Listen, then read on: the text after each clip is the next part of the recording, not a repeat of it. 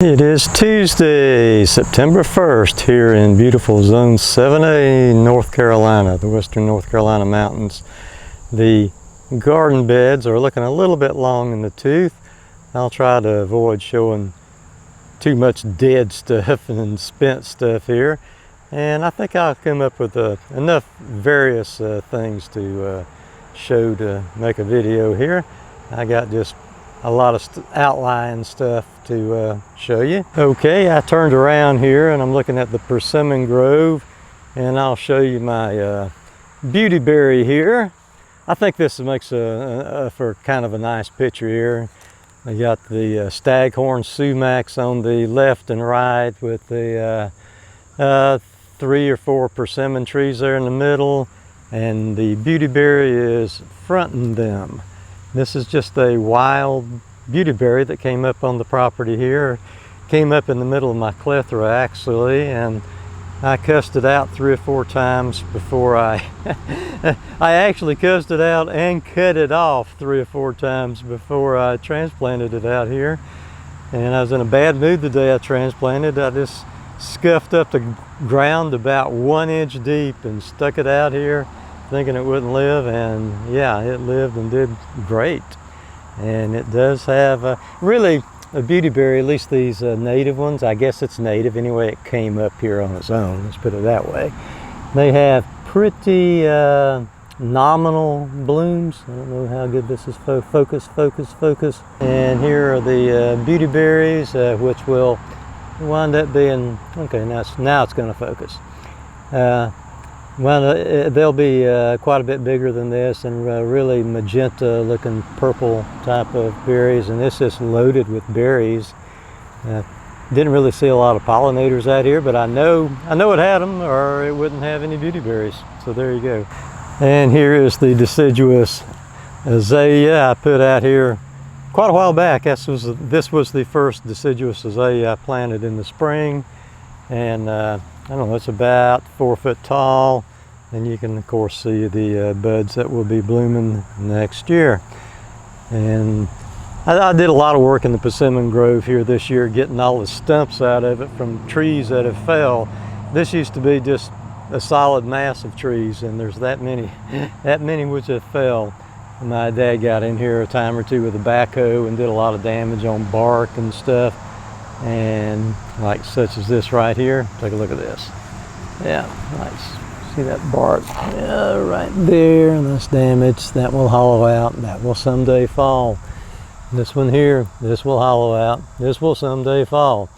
So yeah, if anybody gets around stuff with a backhoe, they're telling them to be careful. Anyway, these 2 trees here, they just came up on their own here. I guess they're some kind of fruit trees. I'm going to have to remove one of them because I just don't think 2 of them need to be on top of each other like that. Here in the shade, they're stretching. This one here, that one there is already stretched up at least 10 foot tall. I don't know if you can see it or not. And this, they've been topped at some time in the past, but I'm going to have to trim up the tops of them. I'm going to take one of them out, and I think the one I'm going to take out, this one here that's stretched the most, seems to be the one I should take out, I guess, because it's more unhappy in the shade since it's stretching more. Maybe that's the theory I'm going to use. Plus this one's multi-trunk, and I kind of would rather have a multi-trunk. The one on the left is multi-trunk. Yeah, because it's just going to give better bird habitat. And this is one I'll probably take out, and this is the one I'll probably leave. Got no idea what they are.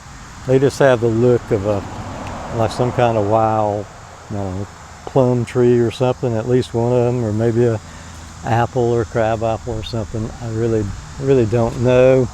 And over here, ooh, that's in the bright sun, maybe we can see them. Over here, this is the entrance, the driveway entrance to the house. I'm going to show it from a different angle over here, but in the middle is a prairie fire crabapple. And I got it this spring. It's just been sitting in a pot all summer, and I finally got it out. And it is flanked on either side, about 15 foot on either side by, this is one of the Florida Weigelias, the straight species Florida Weigelia. Planted it from seed this past January. And okay, there's the prairie fire, and there's the other Florida Weigelia. So I've also got a Florida Weigelia, the straight species, planted from seed in my shrub border, which I'll update it in a little while. So let's just take a little bit better look at these three plants here from a different perspective. So here's those same three plants just as you're coming into the house on the driveway. They're on the right side. So I don't know, I think the driveway just needed to be framed by some plants. Okay, here's the shrub border, which I showed for the first time of the last video. I think I'll kind of do a close-up of each plant and compare it to what they look like. It's probably been close to 6 weeks since my last video, and they're doing pretty good. They've grown quite a bit here in the last 6 weeks. Okay, here is the mock orange, what it looks like now, probably 18 inches tall.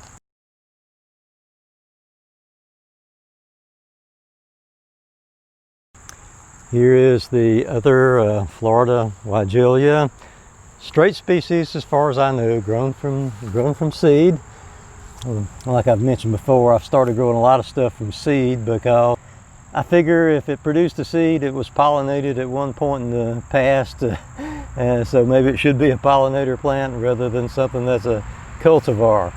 But anyway, that's really, it's broader than it is tall, probably 14 inches wide and 9 inches tall maybe.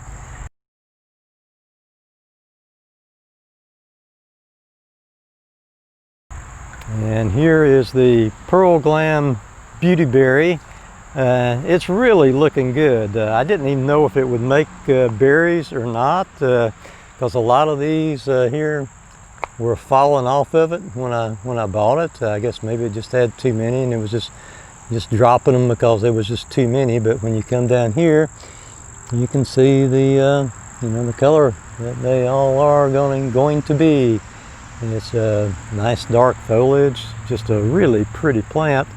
Later on, so I paid full price for this thing, and later on Lowe's had them on sale for like half off, and I didn't get any additional one because I wasn't familiar with the plant that much, didn't know how well it would do, but seems like it's really doing great.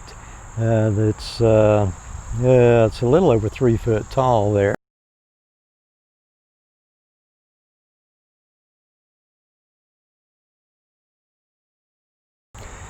Here's my native Viburnum dentatum, arrowwood Viburnum dentatum. I kind of need to top it to make it bush out a little, but it's a little late in the season to be doing that here in September. I'll do that next spring. Here is one of the deciduous azaleas. By the way, this one and the last one I just showed a little while ago are Tallulah Sunrise deciduous azalea, and it is really looking great. It's in this one's in a part well, both of these in a part shade situation. Here is the Great Balls of Fire. It's just a little bit more pale than the Tallulah Sunrise. That one probably is 3 feet. There. And here is the just a common dogwood, just a native plant around here. I'll call it a native plant. I didn't plant it anyway, let's put it that way. Another Tallulah Sunrise deciduous azalea.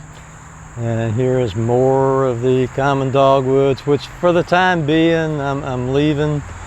Now here, in case you don't know, is one I need to take out. This is one thing I've been taking out a bunch here this year. This is the ligustrum here.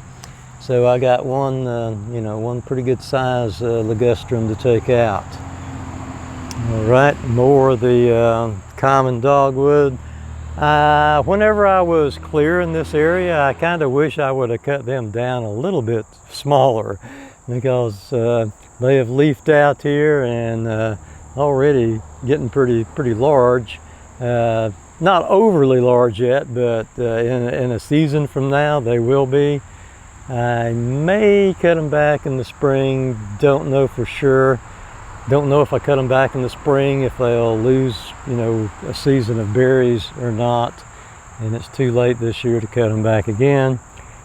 Here, last video, I pointed at this poor little thing, this Bottlebrush Buckeye.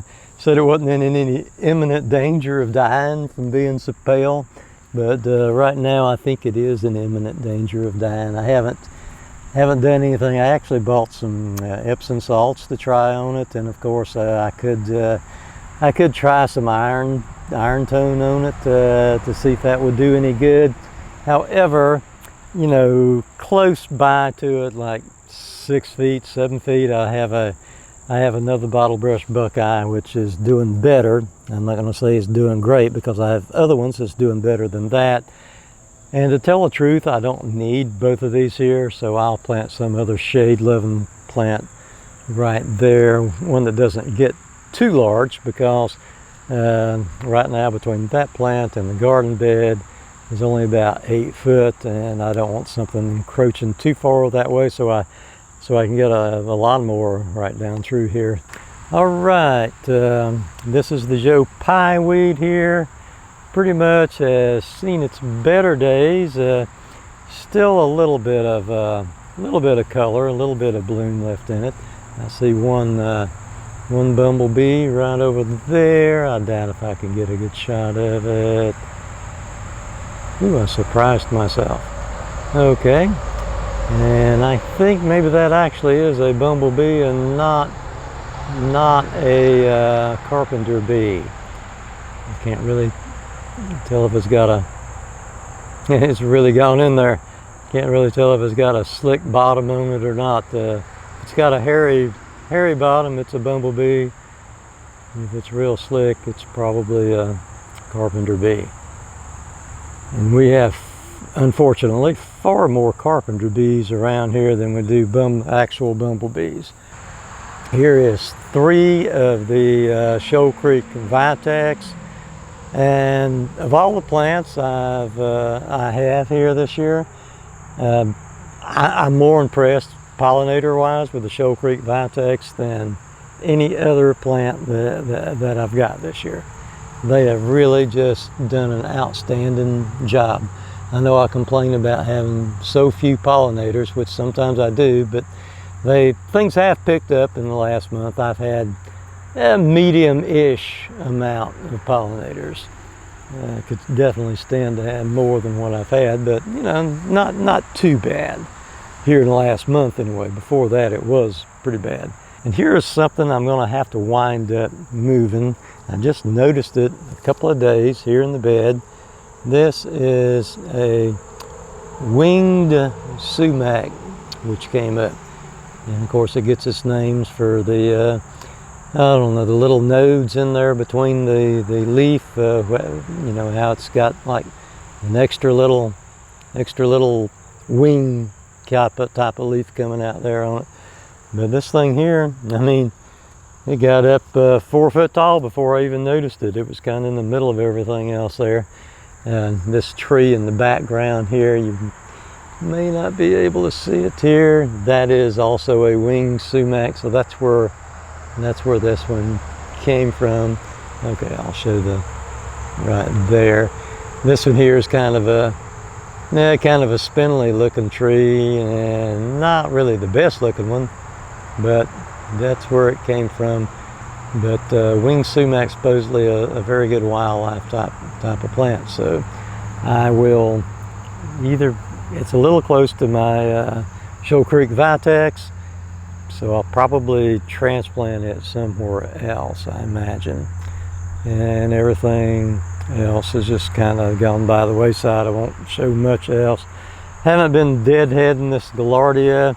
The only reason I'm showing it is I did remember the name of it, which I didn't say what the name of it last time I showed it. It's a spin top Gallardia, and I think it should come back next year, and it really looks nice when it first comes out. And had I been deadheading it, it probably would still look nice. Okay, up here, this is not really a bed exactly. I've got, this is 3 of my Wild Magic basil.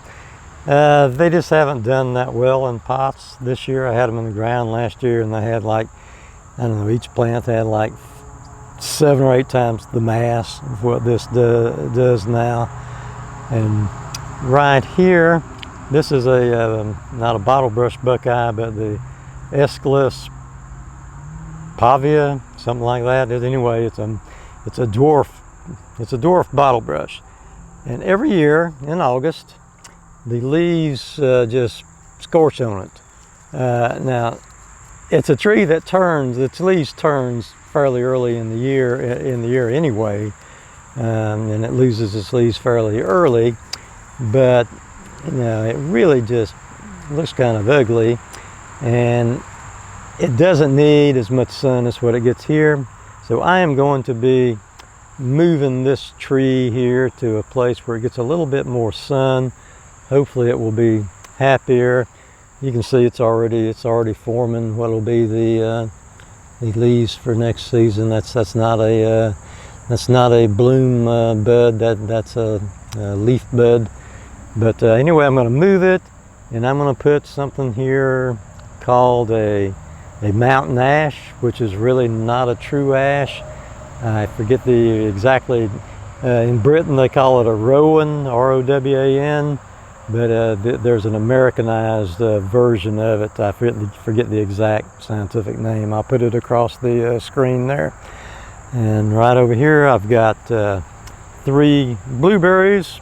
Probably showed them before, but I need to get these set out here. They actually have got a blue. I've never had a blueberry plant that I've planted that grew a blueberry on premises so far anyway, but sometimes I buy them and they'll have a blueberry on them, and that's the case there. All right, over on the main bed here, and here is something which is really standing tall. The sedum for this year. I have never had sedum this large, and I'm just going to quit running my mouth here for a little while and just show maybe a few of the pollinators on it, mainly carpenter bees, maybe a few wasp type of things.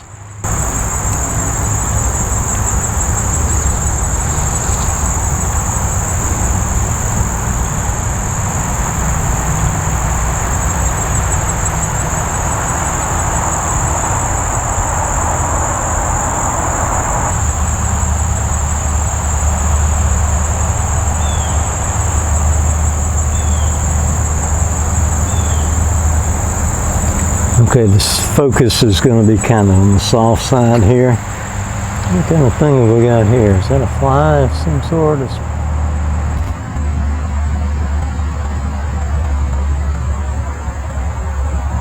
Earlier in the day, there's even quite a few more pollinators on it than what it's got now. Right now, it's just predominantly the carpenter bees. Here's the Millennium Garlic. I'd been kind of avoiding deadheading this. I wanted you to try to imagine what it looked like here before I deadheaded it, you know, when it was in its full glory. But it has really been a beautiful plant, covered with pollinators ever since it first bloomed. And it does have an oniony, garlicky smell. I've noticed in some people's videos where they call it Millennium Allium, which, you know, it's the same thing as Millennium, and I call it Millennium Garlic. My plant tag when I bought it said Millennium Garlic, so that's why I call it Millennium Garlic. Here is my Perfume Princess Daphne, and so far no blooms, no buds, no blooms that I can tell. It's reasonably healthy. It's a little on the pale side, and I don't know if that's normal or if it needs a little something, but yeah, it's got kind of a, it's really got a nice looking stems and base to it here. It's a nice coloring on it. It looks like it would take well to being trimmed back, because I can see all kind of little places that would just pop right out if it was trimmed back, but I don't want to trim it back. I want some blooms on the sucker. Alrighty, let's move along here. Okay, this is just a spice bush that I dug up that wasn't liking its other spot. It's a couple years old. I don't know where it's going to wind up going. And on the front porch, this has so far been a success story. This is the Madison Star Jasmine, which I planted earlier in the year, and I was a little concerned whether it would get enough sunlight out here, which, maybe 3.5 hours, 4 hours tops. And it has already gotten above my head. This thing is already 7 foot tall, almost 7 foot tall. So that is pretty cool, and I think it will fill out. I think I will eventually have to, I don't know, I may have to do some additional trellising up toward the top, like branch off and do some kind of ropes or chains or hard scape or something right through there, kind of at an arched angle maybe. But yeah, I think it's going to really do good. I hope it's just not going to all be greenery and none of the little white blooms, because the little white blooms on this thing is really fragrant. And this is the red feathers Echium. I've already cut the little spike out of it, but the bottom of it is really looking nice and healthy. I think it'll have like a double spike on it next year maybe. And it's the one I was complaining really isn't red, it's purple.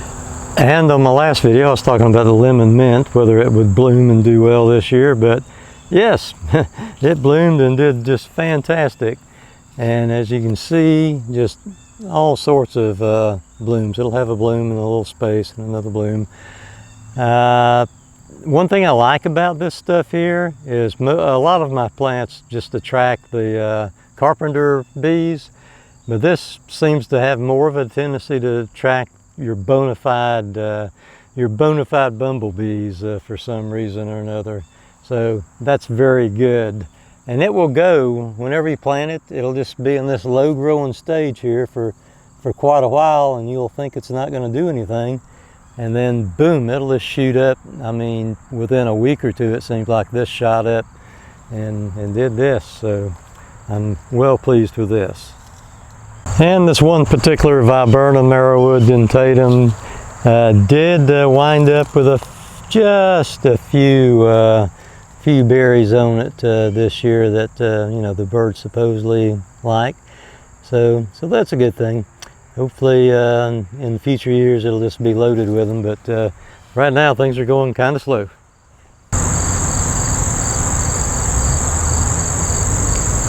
And here we have a swallowtail on one of my butterfly bushes. Had a decent number of swallowtails. This kind here, was this a zebra swallowtail, no, tiger swallowtail, and had some of the black swallowtails too. So I've been pretty happy with them. I haven't not been pleased with the monarch situation here this year. I've had very few monarchs. Earlier in the year I did have a few monarch caterpillars that showed up. I didn't see the monarchs, but I saw the caterpillars, and they were pretty big and fat, and within a few days they were gone, and I never did find the chrysalises, so I don't know if they made it or not. And that didn't cooperate too much there. Okay, so both of these garden beds here are kind of well past their peak. Still got quite a few Mexican sunflowers, and this year I deadheaded so far 0 of the Mexican sunflowers. I spent hours and hours and hours deadheading them last year. And I think it does make, you know, some difference on how many total blooms you have, and probably more importantly on the, you know, length that they will have blooms on them. But after not deadheading them here this season, I just don't know if it's really worth the amount of time I spent last year deadheading them, because it's really, you know, not too bad. However, the monarchs just have not found them yet. And here it is, September 1st. Should have had some by now. Over here in this bed, I showed this dwarf ironweed last time, and it had not bloomed at all. And it's already pretty much bloomed out. It seems like it's had quite a few of your smaller generalist type of pollinators on it, but just really a nice looking bush. I really do like the growth habit of this particular bush here.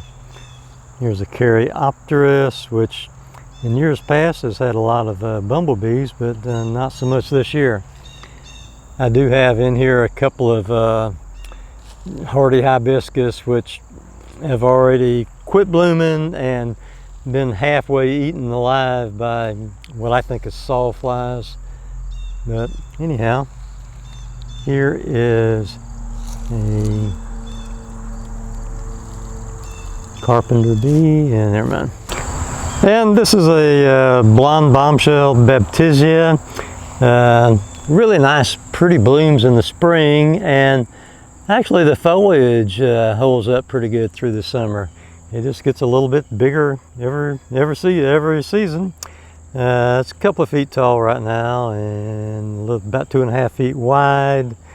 Right here is some of the millennium garlic that I just recently transplanted out here. And since I've put it out here, it's already got some new growth on it there in the center. So that's a good thing. And yeah, my grapevines, my poor grapevines, they just, you know, I just don't know if they're ever gonna amount to anything or not. It's just sad. These grapevines, I mean, I've tried to grow grapes here this is the 3rd year, and this is the best I've got. And I continue to, after I decided what the young ones look like, I continue to have Verbena bonariensis spring up everywhere, which is, you know, it's fine by me. They're shallow rooted. If you want them out, you can pull them out really easily, but there's very, very few of them that I actually pull out just once in a while when just one's just totally in the wrong spot, which that one's in the wrong spot because it's impeding on that beautiful grapevine there. Okay, moving on. Here's some zinnias. The foliage is just looking kind of crappy and all, but some of the flowers on the zinnias just keep persisting, and you know, the pollinators mostly like them. Okay, so this bed here is just, you know, dominated right now by the Mexican sunflowers. I've got one tall Shoal Creek Vitex right there. And here in this small bed, which I reduced the size of this year so the lawnmower would go down through there, just as this kind of a catch-all type of bed, really. This is the Indian hawthorn, which is a zone 8 plant. It's not really done a whole lot since I planted it. It doesn't look as good as it did when I planted it, so we'll see how that goes. And this is a variety of St. John's wort. I showed it the last video. It wasn't nearly this large. It's not really my kind of plant, this particular one. I like plants that have a whole lot more structure to it, generally speaking, than this. Don't believe it's going to bloom this year, but I'm going to leave it till next year and just see kind of what it becomes. I don't think it's going to become much, but we'll see. And of course, right over there, well, that's a Cleome right here, the ever-present Cleome. They're spreading just like the Verbena bonariensis is. If I wanted to, I could have just all Cleomes and Verbena bonariensis, and I would have just no problem at all garden. Here is the pineapple sage, which this is in its about third season. I had 10 of them in this bed here, and those are the only 2 survivors. They were all transplanted in this bed. They were doing pretty good till I transplanted them, and all of them died but 2. And right here, I'm going to have numerous of these next year. This is this is not my biggest one. I should have been on my biggest one. This is the flame acanthus, which supposedly the hummingbirds like. And I've got a couple of them I'm propagating down in the basement. And I think I'm going to be propagating some more over the winter. So I should have quite a few next season to set out, hopefully. Welcome to Mediocreville, otherwise known as my vegetable garden. So I've already documented my tale of woe on it this year with a nitrogen depletion from putting so much organic matter in it last fall. So yeah, not much to show here. I will show my beans and okra. I'm getting a small amount of okra, like every 3 days I'll get enough to cook a mess of it. But yeah, not a total bust on the okra like some things were out here. The beans, the main thing which has done well has been the beans. This particular variety of bean here, I've already done 1 picking off of them. This is the jade bean. I ordered jade 2 and they were out, so they gave me jade 1. Don't ask me what the difference is because I do not know. But as you can see, now keep in mind I've already done 1 picking of beans on here. They would be even thicker with beans than that. But it seems to me like you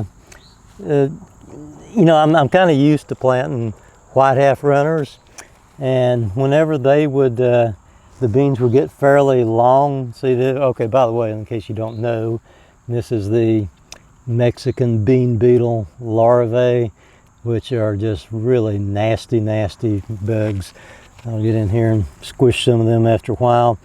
But whenever the beans get, you know, fairly long on these, which that's a nice one there, nicely filled out, but it seems like it takes them a long time to fill out on these jade beans compared to the white half runners, which I have planted in the past.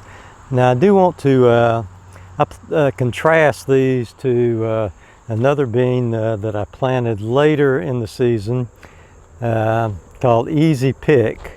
Let me get a leaf here for comparison. Okay, one chewed upon leaf, but this is just an average leaf on the jade bean, and you want to compare it to a leaf here on the Easy Pick. You can see just the size difference of those 2 leaves there. And I really believe the Easy Pick are going to live up to their name. I think they are going to be easy to pick because they're just larger leaves and fewer leaves, which is a good thing in a way because whenever you have, see, I'm an organic gardener, and I come out here picking all my bean beetles off of here, and if you've got fewer leaves, there's fewer hiding spots for the bean beetles. So yeah, that's going to be a whole lot better. And I actually think just by looking at the type of plant it is, and I'll modify the description later on just in case anybody wants to keep up with it. I will you know, mention as far as taste goes and size of beans, which turns out to be the best. I think these are going to be bigger beans and fuller beans. I mean, I know eventually any bean is going to get full if you leave it long enough, but when you leave them too long, they have a tendency to get tough. So, you know, when I say fuller, I mean, you know, waiting a reasonable amount of time. You know, there's some squash that just didn't do anything. But I mean, the leaves on these things are just humongous. So I'm thinking I'm going to like the Easy Pick beans, but we'll have to wait and see. it's going to have to taste good. I don't think any bean is going to ever taste as good as a white apple runner bean does, but you know, some of them can come pretty close sometimes from what I've seen. But yeah, the first bean I planted this year was a provider bean. I'm talking all bush beans here, except for when I did mention the white apple runner. But the provider bean this year did not do that well for me. I only got one picking off of it, and I think that was because of my soil situation. But these here have done better. I'm going to get 2 or 3 pickings off the jades, and I should get 2 pickings off of these easy pick beans. Okay, I've been fairly busy here in the backyard.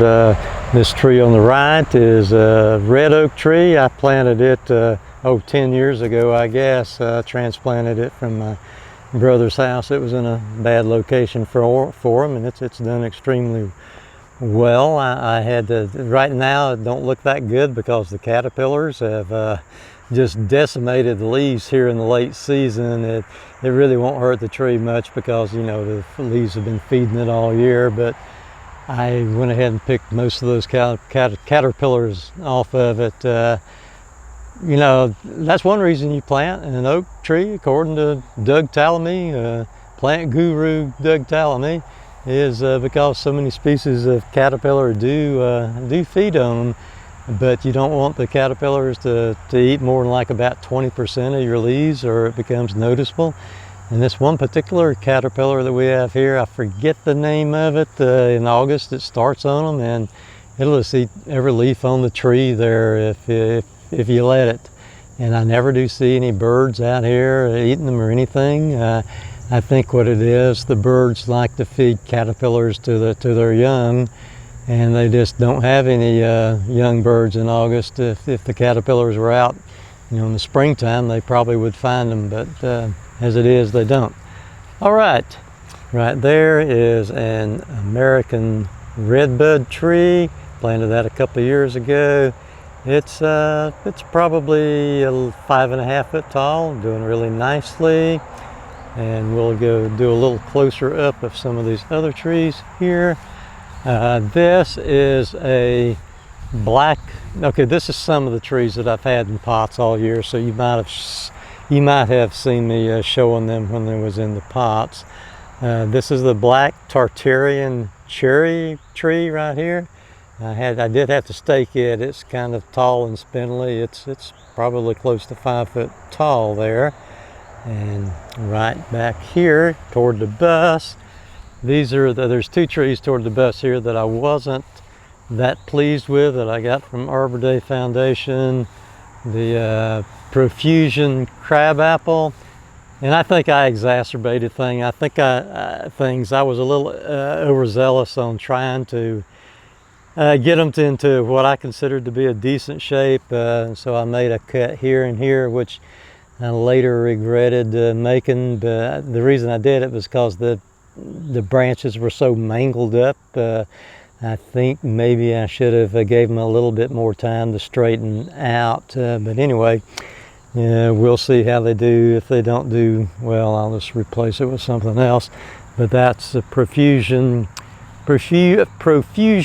crabapple, and here is another Profusion crabapple.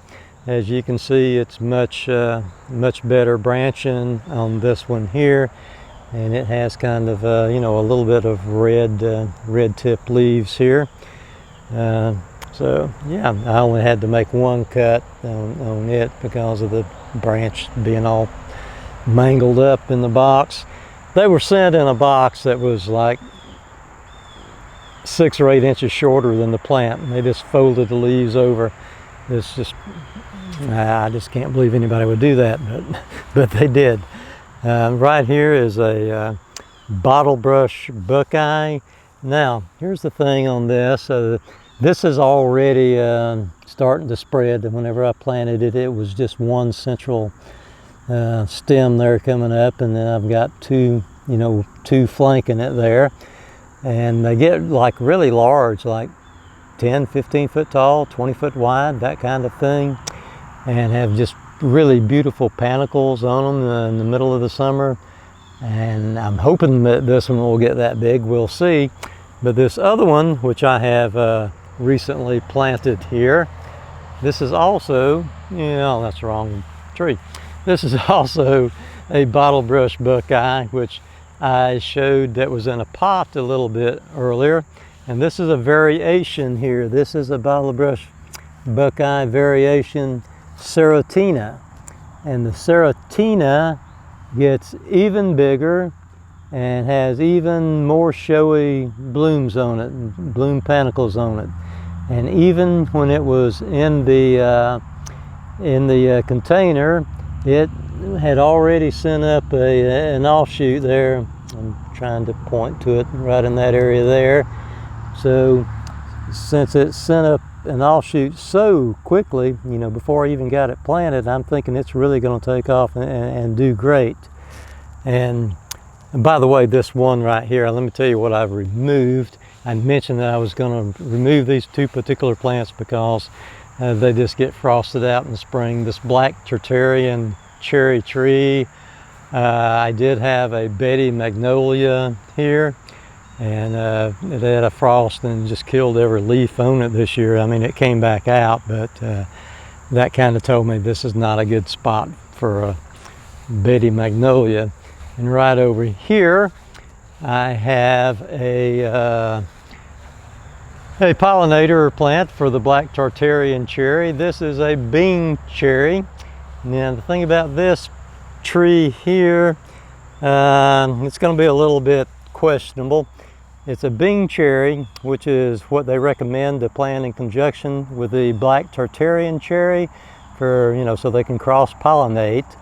And I know for sure that my black Tartarian is a grafted tree.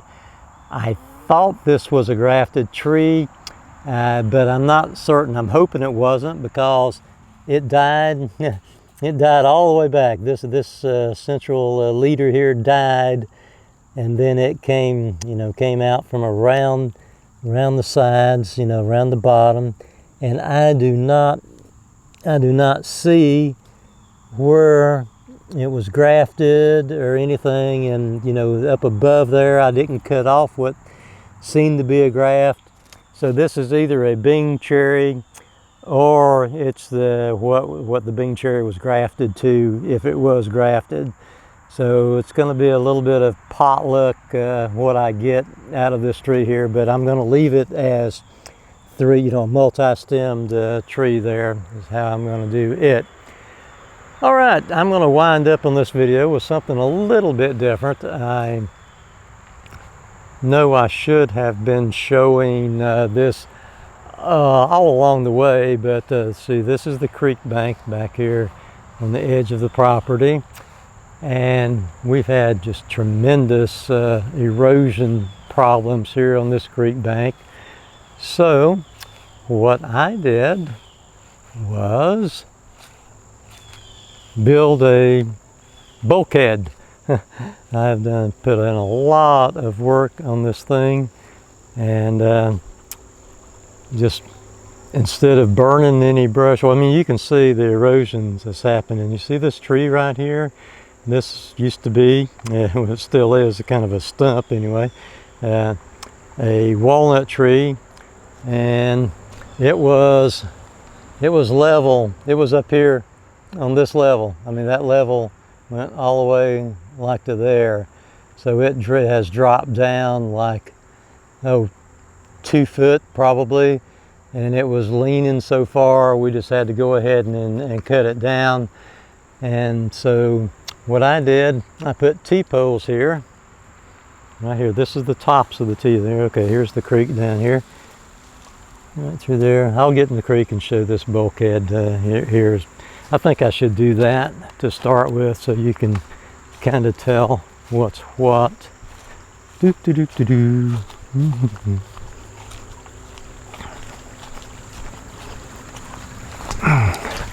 Okay, yeah, it's really dark in here today. Yikes, this water's cold. But yeah, these are T-poles, 2 of them, 2 T-poles that I've put together with muffler clamps here. And toward the bottom part, we had some dead and downed and dying trees just here and there and everywhere. So I stacked them up and, you know, screwed the T-poles to them. See, I put you know, some of these little bracket type things, you know, the little flexible ones that's on the coil, and then I just screwed in on each side like about 5 different times up through there, 4 or 5 times. And then I've been all the brush I've been clearing. See, the timbers go up like, I don't know, halfway, maybe a little less than halfway, and then I've just been packing in. Every time I clear any brush, I just pack in more brush there. And yeah, it seems like it's been working out really nicely. And I'm going to, and I haven't quite got them all yet, but as you can see right there, I've got a chain on the top of the T-pole, and that chain goes to some augers that I put into the ground. And yeah, I'm hoping that I don't have anytime soon a big flood come through here and just wash this whole thing out, or float everything out. It's not going to float out what I've got, you know, where the T-poles are and where I've got them attached to these timbers. But what I don't want to float out is all my brush that I've added to the top. So therefore, to keep that from floating out, I put a chain there from the T-pole to an auger, and I'm going to do it from every T-pole to an auger, every T-pole to an auger. And then I'm going to put a fence across the top of that, and that's going to keep everything from floating out if it should float out. And this creek, I mean, it's like a lot of creeks. It may look little and tame now, but it can get big and gnarly whenever we have a bad thunderstorm.